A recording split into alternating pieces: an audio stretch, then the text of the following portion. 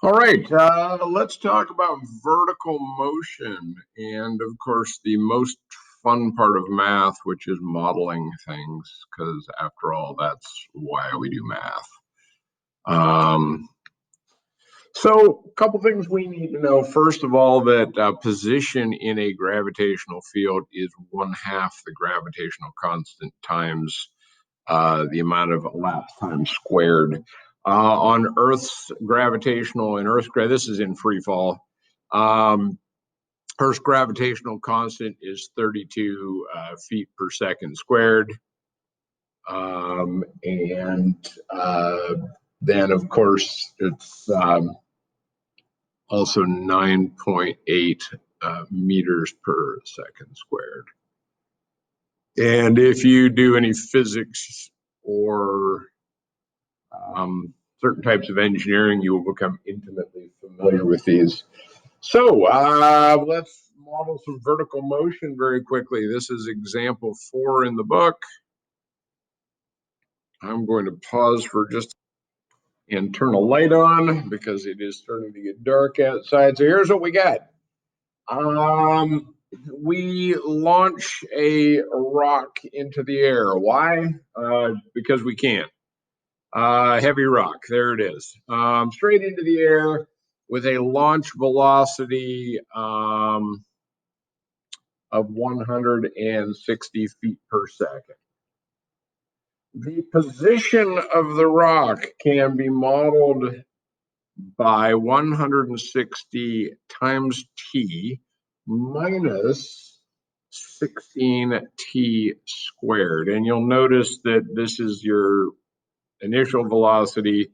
So basically what you've got is how far up have I gone based on the initial velocity minus, and then we've got gravity dragging us back down again. So we want to know the max height. This is our first question. And of course, what do we know about the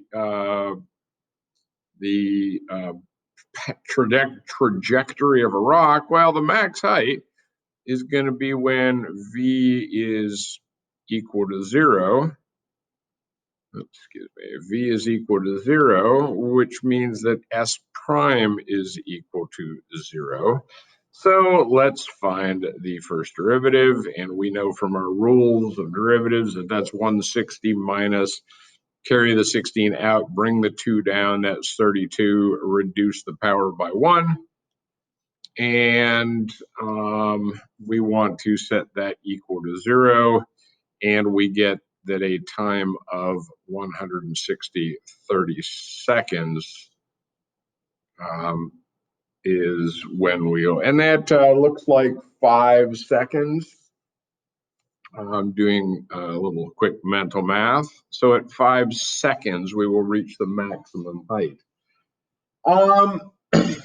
The velocity of the rock, 256 feet above the ground. So we want to find v of t when s of t equals 256.